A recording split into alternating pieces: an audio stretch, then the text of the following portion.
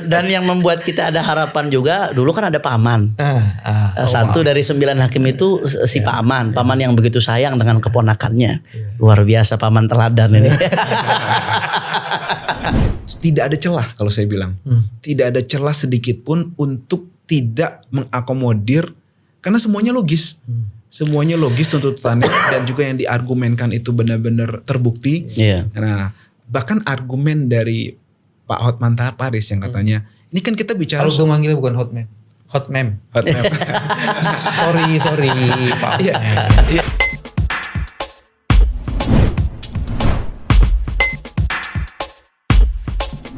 Bismillahirrahmanirrahim. Assalamualaikum warahmatullahi wabarakatuh.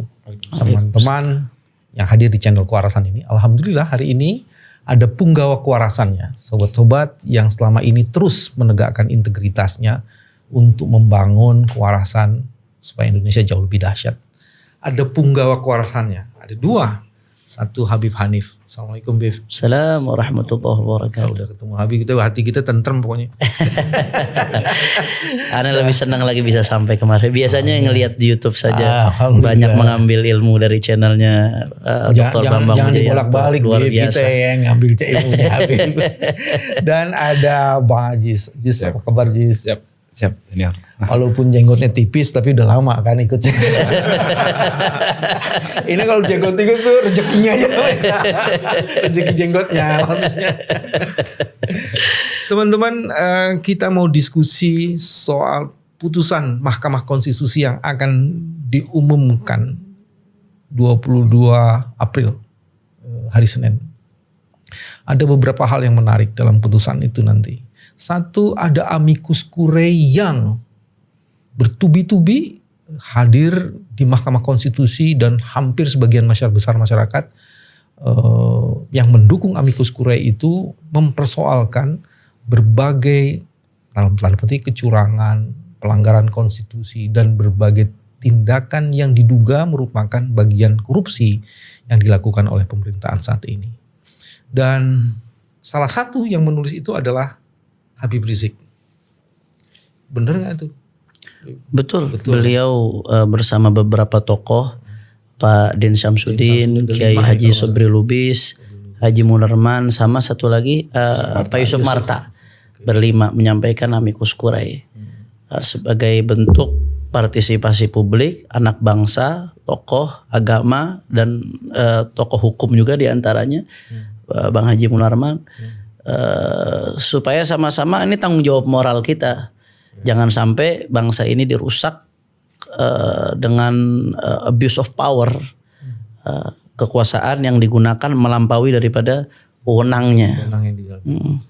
Dan sepanjang sejarah memang Bib ini belum pernah tuh dalam sengketa pilpres itu amicus curiae begitu banyak. Ini kalau Habib Hanif melihat itu sendiri, ini fenomena apa sih sebenarnya?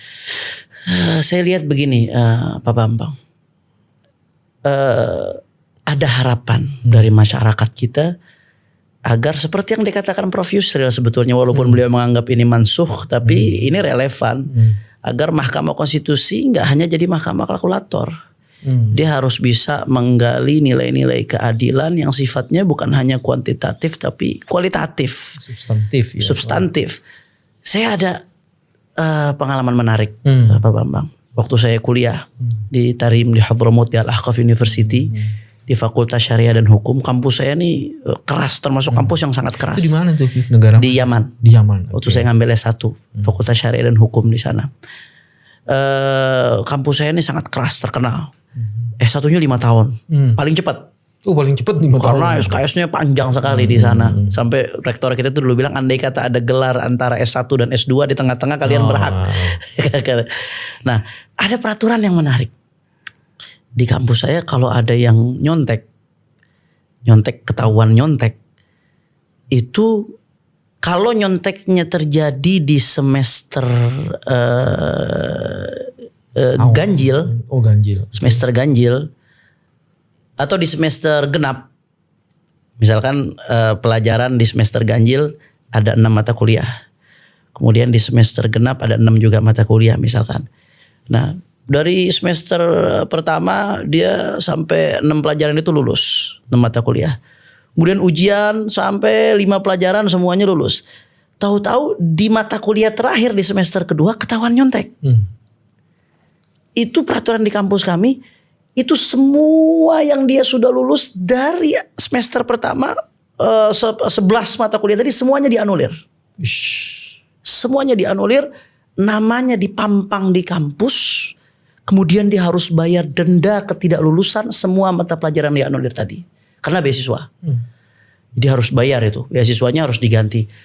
Kalau bicara kuantitatif, harusnya kan pelajaran yang nyontek saja yang dianulir. Atau kadar bobot nyonteknya berapa? Nilai 20, 30 itu kan yang itu kan kita bicara angka. Keseimbangan di situnya. Tapi ini enggak. Semua dianulir, diberikan denda besar, namanya dipampang.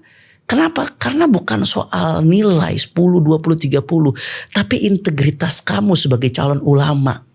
Kalau kamu nggak bisa jujur ketika masa thalabul ilm, masa nuntut ilmu, bagaimana nanti kamu bisa jujur ketika jadi ulama? Bisa lebih parah lagi. Ada sebuah proses kejujuran yang harus dijaga di situ, nilai. Makanya di dalam Islam, Pak Bambang, ada istilah al-ghayah la tubarrirul wasail. Tujuan itu nggak bisa menghalalkan segala cara. Bal tuqarriruha. Akan tetapi tujuan itulah yang membatasi cara yang harus dilakukan untuk mencapai sebuah tujuan. Jadi Islam itu nggak hanya fokus ke tujuan, tapi proses untuk sampai sebuah tujuan itu juga diperhatikan oleh Islam. Pencapaian dari tujuan itu diperhatikan sekali. Kalau walaupun tujuannya baik, tapi prosesnya nggak baik, itu nggak dibenarkan dalam Islam. Nah itu poin yang mau diambil. Ada substansi nilai kejujuran, integritas. Ente masih berproses saja udah curang. Bagaimana nanti kalau sudah jadi? Bagaimana nanti bisa amanat? Bagaimana nanti bisa dan seterusnya dampaknya parah sekali. Nah itu sebabnya sebenarnya argumen yang dibangun di dalam amicus curiae. Kalau yang saya baca dari media itu cukup beragam ya. Yang diajukan oleh nanti bisa dibacain. Pertama, MK diminta untuk meluruskan perjalanan bangsa ini. Ini kalau ini cepat aja. Terus kedua, MK diharapkan untuk sungguh-sungguh menggunakan kewenangannya mencapai tujuan hukum dan keadilan, bukan hanya hukum aja loh. Jadi sebenarnya amicus curiae itu memberikan konsentrasi supaya MK meninggikan marwahnya. Sesuai dengan namanya Mahkamah Konstitusi. Betul. Dan ada beberapa poin lagi yang akan dijelaskan. Jadi dengan begitu sebenarnya hal-hal yang substantif ya yang diajukan dalam amicus curiae itu. Iya betul. Ya, dan itu menjadi kewajiban hakim sebetulnya. Bukan hanya dia bermain dengan angka, tapi sebagaimana amanat undang-undang kehakiman nanti dimuat dalam amicus curiae itu, dia harus menggali nilai-nilai keadilan yang ada di tengah masyarakat. Sekarang gini Pak Bambang. Tempo sidang di MK itu berapa lama sih? Sekitar sebulan. Hanya sebulan. Mulai dari majukan sampai putusan. Saya dulu waktu sebenarnya ini ada yang menggembirakan. Bulan lalu MK membatalkan pasal yang digunakan untuk memenjarakan saya dan Habib Rizik. Pasal 14 ayat 1, ayat 2 dan pasal 15 ayat 1 ya. Undang-Undang nomor 1 tahun 45. Undang-undang yang diperuntukkan buat mencegah Belanda datang lagi itu. 46. Tahun 46. Nah, itu sebetulnya jadi kegembiraan buat kami. Saya pikir gini. Saya waktu itu berperkara cuma gara-gara urusan ngomong baik-baik saja, Habib Rizik baik-baik saja. Itu sidangnya hampir 3 bulan. Untuk membuktikan cuma satu ucapan itu dianggap bohong yang menyebabkan keonaran di kalangan rakyat. Walaupun akhirnya terbukti pasal ini bertentangan dengan Undang-Undang Dasar. Dan unsur kriminalisasi dan politisasi kasus ini kental sekali. Tapi meskipun lokus, tempus dan objek yang dijadikan tinjauan hukum ini sangat sedikit, itu sidangnya 3 bulan. Saksi ahli dan saksi fakta yang dihadirkan berapa itu Bang Aziz? 20 lebih. Di BAP itu 20 lebih. Nah itu hal yang kecil sederhana. Sekarang urusan pilpres. Yang cakupan tempusnya dari Sabang sampai Merauke. Kemudian masalahnya begitu banyak. dikasih waktu bersidang hanya singkat sekali, kesempatan pembuktian singkat sekali. Kalau hanya bicara angka sampai, kalau saya bahasa orang Betawi ini, sampai gigi bejenggot. Kecurangan itu nggak akan bisa dibuktikan. Jadi kapanpun ke depan itu silahkan Anda curang securang-curangnya, karena nggak akan bisa dibuktikan di MK. Kenapa? Waktunya singkat. Saksi-saksinya sangat terbatas. Kalau bicara MK, kalaupun terbukti paling dikurangin 10.000, 20.000, 30.000 suara, habis itu selesai. Ini nggak bisa.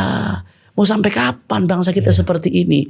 Harus ada nilai-nilai keadilan yang digali oleh hakim, apalagi hakim konstitusi sebagai benteng terkokoh konstitusi kita. Jangan sampai abuse of power, kemudian conflict of interest, ini menodai daripada proses demokrasi kita. Kalau prosesnya buruk, bagaimana hasilnya bisa baik? Jadi ada harapan itu, ada harapan. Jadi mudah-mudahan putusan MK soal pasal pencemaran itu yang kemudian dicabut gitu ya, dibatalkan karena bertentangan pasal karet. Ya, itu menjadi salah satu indikasi bahwa Amin. MK Ya Rabbal Alamin. sudah di jalurnya. Dan yang membuat kita ada harapan juga, dulu kan ada paman. Satu dari 9 hakim itu si paman yang begitu sayang dengan keponakannya. Luar biasa paman teladan ini. Nah, tapi kan subhanallah, untuk menghindari konflik of interest, dia tidak ketua MK memutuskan untuk tidak mengikut sertakan si paman di sidang tersebut. Ini kan jadi secercah harapan. Wahai MK, kau yang memulai, kau juga yang harus mengakhiri. Saya mau ke Bang Aziz dulu nih. Aziz, hukum acara di MK itu memang agak beda ya, karena dia speedy trial. Iya, speedy trial. Jadi di speed up prosesnya. Sehingga kemudian di dalam tata caranya itu memang tidak seperti pidana yang tadi Habib bilang. Kalau pidana kan kebenaran material. Sehingga yang diuji itu adalah keterangan saksi-saksi yang ini. Jadi itu dalam sistem pembuktiannya itu diuji benar. Nah, ini kan kayaknya memilih seperti keperdataan gitu. Makanya kalau di hukum acara disebutnya keterangannya itu keterangan surat yang diinginkan. Ahli pun kita tidak cross eksaminasi tuh. Kalau di sana kan di ini ngomong ini dia jawab di ini kan. Kalau di situ tanya sudah jawab. Nah, kenapa begitu? Karena salah satunya katanya hakim di sana adalah negarawan, orang yang sudah selesai dan ilmunya itu udah luas. Ya, Dan itu yang diharapkan seperti itu. Nah, kalau ngelihat proses kemarin Aziz, itu menarik. Menurut pengamatan Aziz gimana tuh? Apa yang khas dan beda dengan sebelum-sebelumnya? Ya, yang pertama kita cukup takjub juga ya dengan persidangan yang speedy itu. Tapi dari non side itu mengajukan 343. Ya, 343 alat bukti. Sedangkan KPU aja cuma 43. Dan juga 026. 03 saya nggak paham berapa. Artinya itu benar-benar kerja keras. Ditambah lagi sebenarnya pendekatan yang disampaikan oleh tim yang mempermasalahkan ini ya, terutama dari 01 dan 03, itu pendekatan yang benar-benar kualitatif gitu, pendekatan yang ekonometri, yang kemudian intelijensianya itu tadi benar. Ketika hakim selevel bukan Mahkamah Konstitusi mungkin nggak bisa gitu kan. Nah, ini Mahkamah Konstitusi.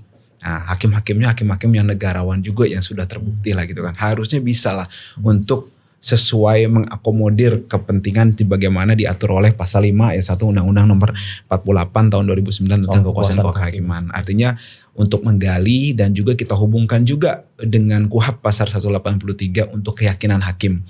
Nah, maksud saya amicus curiae yang diajukan oleh Habib Rizik dan kawan-kawan juga ini, serta ada tadi update-nya kalau nggak salah sampai sekarang udah 55 gitu 55 kan. ya, Itu harus amicus curiae itu ya. Artinya mungkin kita nggak bisa lihat semua. Kata jubir MK kan gitu kan. Tapi lihat dong bagaimana harapan masyarakat ini sedemikian kuat gitu kan. Bagaimana MK itu diharapkan benar-benar sebagai God of Constitution. Itu jadi semua itu pendekatan-pendekatan itu ya, kalau kita tadi bicara bagaimana untuk teknisnya ke pengadilan biasa disamakan. TPS ada 823.000 lebih kan, gitu kan. Nggak mungkin. Nah, artinya pendekatan yang sebenarnya logis. Bagaimana bicara angka, oke, yes, kita setuju. Tapi angka itu kan ada sebab musababnya. Jangan hanya itu, jangan terbatas di situ. Ada yang melatar belakang itu, proses itu, dan proses itu luar biasa diajukan oleh Pak Bambang juga ada di tim itu, Iya. gitu kan. Jadi ini luar biasa gitu kan. Dan saya merhatikan memang benar-benar ahli-ahli semua lah gitu kan, dan luar biasa, dan harusnya memang itu diakomodir oleh Mahkamah Konstitusi karena memang tidak ada celah kalau saya bilang. Tidak ada celah sedikit pun untuk tidak mengakomodir karena semuanya logis. Semuanya logis tuntutannya dan juga yang diargumenkan itu benar-benar terbukti. Iya. Nah, bahkan argumen dari Pak Hotman Paris yang katanya, ini kan kita bicara Kalau gue manggilnya bukan Hotman, Hotmem. sorry Pak. Iya. Teman-teman lu. dia katakan kan bahwa ini nggak mesti loh, katanya kan ini identik dengan kemiskinan dan kebodohan. Dia counter bahwa di luar negeri menang, gitu kan. Ternyata kemarin dari Ikatan Alumni Luar Negeri pengacara ILSAM, Asosiasi lawyer di Amerika ya. Amerika itu mengatakan bahwa ini curang gitu. Nah, dan dia sudah itu lagi-lagi dia mengajukan amicus curiae plus argumen-argumen yang memang bisa ditanggungjawabkan. Jadi bukan cuma ini curang, enggak. Mereka punya dasar, mereka punya penelitian, mereka punya sesuatu yang ilmiah untuk dibuktikan. Nah, untuk mengcounter itu. Jadi kita bicara di sini bukan melulu, memang yang dikatakan Bang Refli Harun, kemiskinan salah satu indikatornya kan untuk dan bansos itu kan terkait. Tapi ternyata enggak. Itu related dengan selain kemiskinan dan bansos, poin 2 adalah kecurangan yang memang diduga masif seperti itu. Itu sih. Yes. Ada yang juga menarik di situ kali ini, Bib, kita menggunakan scientific argument ya. Artinya dihitung banget misalnya. 2014 lu dapat segini, 2019 jeblok, kok tiba-tiba naik tuh 2024. Terus kemudian harus dicari dong, kenapa? Apa sebabnya? Dilihat misalnya melalui pollster ya, survei bulan Januari segini, bulan Februari segini, bulan Maret segini, kok bulan Februari segitu kok tiba-tiba naik di Februari menjelang ini. Bahkan Oktober masih berapa persen? 24 dan 28. Nah, yang kayak gitu. Jadi itu dijelaskan melalui knowledge, melalui ilmu dan itu scientific banget karena dibikin modelnya gitu. Jadi ini kali pertama kita membangun ilmiah. Jadi artinya speedy trial itu bukan terus kemudian tidak kualitasnya itu rendah gitu. Justru kemudian dikasih masukan gitu. Dan kali pertama juga Sobat Aziz tuh menteri dipanggil. Iya, betul. Walaupun kita tidak puas. Karena informasinya hanya ad informandum. Iya. Tidak bisa kita uji dan dia tidak disumpah gitu loh. Oh, nggak disumpah? Nggak disumpah. Dianggap udah disumpah waktu ini. Mestinya sumpah jabatan. Biasanya kalau pengadilan lain itu harus disumpah. Dan para pihak dikasih kesempatan untuk melakukan cross eksaminasi untuk menguji semua pernyataannya. Dan akhirnya justru yang menguji itu masyarakat. Kan semua pernyataan yang bohong-bohong itu keluar di media tuh. Ini nggak benar, ini nggak benar, ini nggak benar. Jadi yang menguji bukan forum di Mahkamah Konstitusi, malah di ini. Trial by public. Iya, jadi publik yang justru menguji itu. Nah ini kalau dilihat itu, saya masih di Sobat Aziz nih. Kalau kamu lihat itu, apa pendapatmu mengenai proses yang terjadi di MK itu? Iya. Kan Aziz ngikutin juga kan sebelum-sebelumnya gitu kan. Iya, prosesnya menurut saya secara subjektif saya bisa sampaikan, mungkin dilihat secara masyarakat objektif juga ya, bahwa MK ini saat ini dalam posisi yang butuh untuk kekuatan moral. Artinya saya katakan tadi yang pertama memang secara kualitatif dan secara fakta, de facto dan de jure, MK ini hakimnya seharusnya ya, meskipun mereka berpihak pun. Dalam pendapat saya ya, melihat fakta-fakta yang ada, meskipun mereka punya keberpihakan, harusnya tidak sampai hati untuk memutuskan yang tidak adil atau tidak sesuai sama yang diminta oleh pihak-pihak yang berperkara. Harusnya ya. Hatta mereka punya keberpihakan, karena nggak ada celah sama sekali gitu loh. Nah kemudian apa yang harusnya dilakukan setelah ini? Ya kita harus dukung mereka, karena jangan lupa mereka ini juga punya hal-hal di luar masalah nurani dan keputusan aja. Ada masa depannya, ada keselamatannya. Saya jujur aja, pasti ada pertimbangan juga. Ada juga bagaimana nanti ke depannya. Di sini ada korban kriminalisasi. Ya, dan maksud saya nanti biar beliau menjelaskan lah gitu kan. Gitu. Artinya ini harus juga diantisipasi. Nah, oleh karena itu makanya sejurus yang saya sampaikan tadi, maka doa, istighosah dan juga perlindungan terhadap majelis hakim ini perlu. Jangan sampai mereka yang sebenarnya pengen tapi nggak dapat dukungan dari masyarakat. Masyarakat tuh jangan cuma trial aja, tapi protect them. Ya, Itu sih. ya. Itu yang menarik tuh, Bib. Dalam sistem pembuktian. Jadi pembuktian itu sesuatu yang sangat penting dalam sebuah proses persidangan. Nah, sistem pembuktiannya itu Aziz tadi sudah sebut 183 di KUHP. Itu bukan hanya alat bukti, tapi keyakinan hakim. Betul. Alat buktinya oke, kalau keyakinan hakimnya nggak ada. Nah, dalam konteks keyakinan hakim itu, dan Aziz tadi sudah kemukakan, saya mendengar katanya akan ada upaya non-legal, tapi masih konstitusional yang akan dilakukan oleh teman-teman di luar, terutama udah jaringannya Habib Rizik gitu. Boleh dibocorin halus nggak? Bukan bocor halus, harus bocor keras nih. Ini lebih ke ini ya, kita meyakini sama-sama al-qulub baina asabi' min baina usbu'ain min asabi'ir rahman yuqallibuha kaifa sya'. Tadi kan kita bicara keyakinan hakim. Keyakinan ini urusan hati. Hati ini yang maha membolak-balikan adalah Allah Subhanahu wa taala. Kalau Allah mau membolak-balikan hati, selesai. Makanya setelah upaya yang luar biasa dari kawan-kawan lawyer dari 01 Pak Bambang Wijayanto, Refli Harun dan kawan-kawan yang kita apresiasi, jazahumullah, Pak Ari khususnya ketua tim hukum, Pak Sugito dan lain-lain yang jazahumullah ahsanal jazaa. Mudah-mudahan itu dicatat sebagai perjuangan nanti. Kita malam ini sampai pada tahap setelah ikhtiar kita serahkan sepenuhnya kepada Allah. Makanya malam ini di Petamburan di Markas Syariah, insya Allah hari Ahad malam Senin 21 ya hari ini ya, 21 April 2024.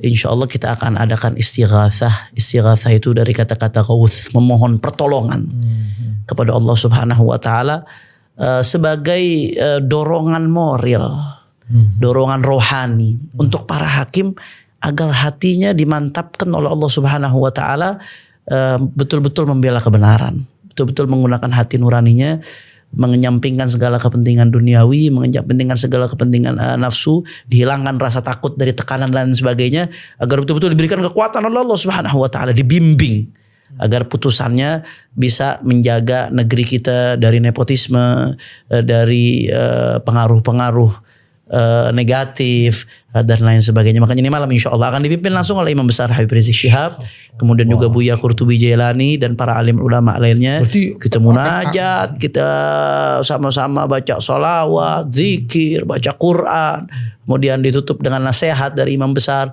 Kita minta sama Allah agar hati hakim ini dimantapkan. Insya Allah berapa banyak yang sudah confirm hadir? Wallahu a'lam. Wallahu a'lam. Biasanya ribuan, gitu, biasanya ribuan. Okay. Ribuan insya Allah. Dan kemarin sudah mulai ada aksi unjuk rasa. Sebenarnya aksi unjuk rasanya itu agak beda karena dia ingin mendukung MK. Yeah. Tanggal 19 kemarin. Yeah. Kayaknya nanti tanggal 22 juga akan banyak tuh. Iya. Dan infonya teman-teman juga udah terlibat ya. Kelihatannya begitu, kelihatannya. Ya, insya Allah.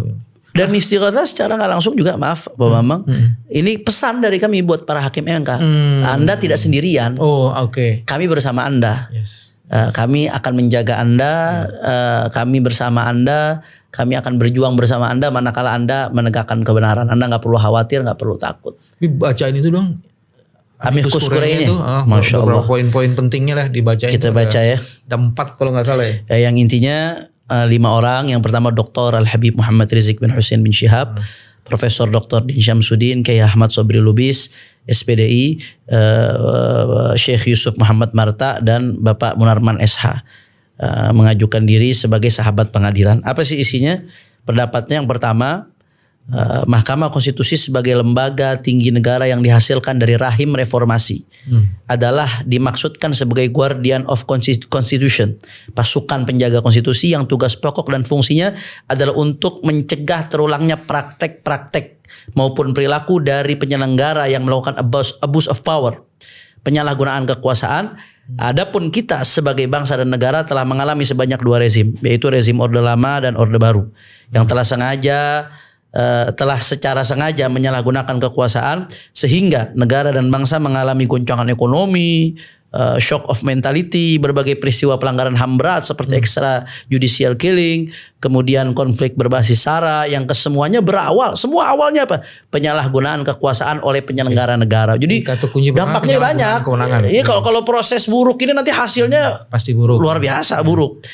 Tanpa ada kelembagaan yang mengingatkan dan mencegah serta mampu menghentikan perilaku dan praktek abuse of power tersebut. Oleh karena itu kami berharap Mahkamah Konstitusi sebagai kekuatan balancing of power yang merupakan bagian dari trias politika agar dapat kembali meluruskan perjalanan bangsa dan negara ini kembali kepada real konstitusi yang berdasarkan pada keadilan dan berorientasi pada sebesar-besarnya kemakmuran rakyat serta mencerdaskan kehidupan berbangsa dan bernegara. Yang kedua, bahwa adalah kewajiban hakim untuk menggali, mengikuti dan memahami nilai-nilai hukum yang tadi kita bahas ini. Dan rasa keadilan yang hidup dalam masyarakat. Sebagaimana telah ditetapkan melalui pasal 5 ayat 1 Undang-Undang nomor 4 tahun 2009 tentang kekuasaan kehakiman. Hal ini berlaku untuk seluruh hakim di seluruh lingkup peradilan maupun tingkat pengadilan Indonesia. Termasuk hakim konstitusi yang mengadili perkara perselisihan hasil pemilihan umum presiden tahun 2024 dalam register perkara nomor 1 dan 2 PHPU pres dan seterusnya. Untuk itu kami berharap agar Yang Mulia Hakim Konstitusi secara sungguh-sungguh menggunakan kewenangan yang diatur oleh konstitusi dan perundangan di bawahnya untuk mencapai tujuan hukum yang berupa tegaknya keadilan dan kehidupan bermasyarakat, berbangsa dan bernegara. Terjaminnya pelaksanaan dan penyelenggaraan negara yang berdasarkan etika dan tidak memberi ruang bagi terjadinya konflik of interest di dalam penyelenggaraan negara di seluruh aspek.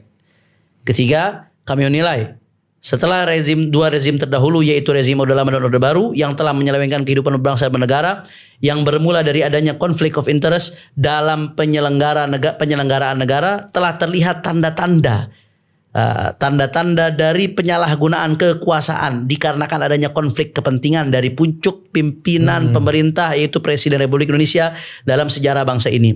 Abuse of power dan konflik of interest ini dilakukan melalui rekayasa peraturan perundang-undangan dan manipulasi otoritas yang berada di tangan presiden. Telah digunakan untuk mempengaruhi lembaga negara lainnya tanpa mendapat koreksi secara ketatanegaraan. Bahwa putusan nomor 90 2023 Mahkamah Konstitusi yang telah menjadi pembuka kotak Pandora. Titiknya dari sini nih. Ya karena kan ya anak presiden bagaimana sih? Anak presiden ikut berkompetisi yang punya wewenang ayahnya. KPU di tangan ayahnya, Bawaslu di tangan ayahnya, semua perangkat di tangan ayahnya. Bagaimana proses ini mau fair? Untuk dimulainya berbagai kerusakan pada berbagai sektor kehidupan berbangsa dan bernegara selanjutnya. Untuk itu adalah tepat kiranya secara kelembagaan negara Mahkamah Konstitusi mengambil peran untuk meluruskan berbagai penyimpangan dan penyalahgunaan kekuasaan yang melenceng dari semangat reformasi. Yang terakhir, yang keempat, kita semua telah mengalami betapa buruknya kehidupan berbangsa dan bernegara yang bersendikan otoritarianisme, diktatorisme, opresif, represif, korupsi, kolusi dan nepotisme, serta dinasti politik yang mengakibatkan penyakit kebodohan struktural dan kemiskinan struktural yang sangat bertentangan dengan tujuan kehidupan berbangsa dan bernegara sebagaimana yang tertuang dalam alinea keempat pembukaan Undang-Undang Dasar 1945. Kami mendesak kepada Yang Mulia Hakim Konstitusi untuk mengembalikan kehidupan berbangsa dan bernegara kepada tujuan sebagaimana pembukaan Undang-Undang Dasar tahun 45. Akhirnya, kami sebagai sesama anak bangsa yang memiliki hak yang sama untuk menjaga keutuhan, kesatuan dan keberlangsungan NKRI tercinta ini menghimbau kepada Yang Mulia Hakim Konstitusi dalam mengambil keputusan untuk menempatkan kepentingan rakyat, bangsa dan negara di atas kepentingan golongan, apalagi keluarga, serta menempatkan nurani yang bersih dan jernih di tengah penderitaan mayoritas rakyat yang tengah terancam kemiskinan struktural dan kebodohan struktural maupun negara yang terancam posisinya menjadi negara satelit atau negara penyangga kepentingan negara imperialis dan ekspansif lainnya. Sejarah akan mencatat apakah Yang Mulia Hakim Konstitusi akan menjadi guardian of constitution atau guardian of group regimentation. Nah, kami sehingga saat ini masih meyakini bahwa Yang Mulia Hakim Konstitusi tetap akan menjadi guardian of constitution. Hormat kami Dr. Habib Muhammad Rizik bin Husin Syihab, Profesor Dr. Din Syamsuddin, Kiai Haji Ahmad Sobri Lubis, Munarman SH dan Yusuf Muhammad Marta. Jadi dari situ sebenarnya kelihatan benar ada pesan yang secara substantif untuk menguatkan MK ya. Betul, Supaya dia betul. menjalankan fungsinya Betul. atas berbagai pelanggaran yang secara faktual terjadi begitu masif dan sistematik. Gitu. Saya mau keluar dari situ, Bib. Ngobrol-ngobrol Palestina bagaimana nih, Bib? Tapi Wah. sebelum Palestina jadi kemungkinan besar akan ada apa ya? Selain istighoshah, unjuk rasa akan terjadi juga sih kayaknya tanggal 22 ya. Kabarnya kita dengar seperti itu Bang Aziz ya dari berbagai elemen ya. Lu jangan bilang kabarnya, Jis. Iya bang enggak? Ada info gak mengenai itu, Jis? Iya, informasinya sih akan ada aksi mulai tanggal jam 9 ya. Ya. Dan itu ada rapat-rapat yang memang untuk Persiapan dan juga pengamanan lah supaya aksi unjuk rasa tersebut tidak Ya, seperti berujung biasa kepada damai hal gitu yang kan. tidak kita inginkan. Justru ingin menguatkan Mahkamah Konstitusi Betul, bukan seperti untuk itu. kerusuhan. Iya. Tapi yang di sebelah sono bilang mau datengin 100.000 orang tuh. Kayak orang mau ajak perang aja. Mungkin mau dukung juga kan? Oh, tapi yang paling menarik amicus curiae-nya itu 90% lebih itu sebenarnya berpihak kepada ingin mendukung Mahkamah Konstitusi untuk menjalankan fungsinya itu supaya keadilan substantif itu betul-betul Bisa didapatkan. Jadi 90% lebih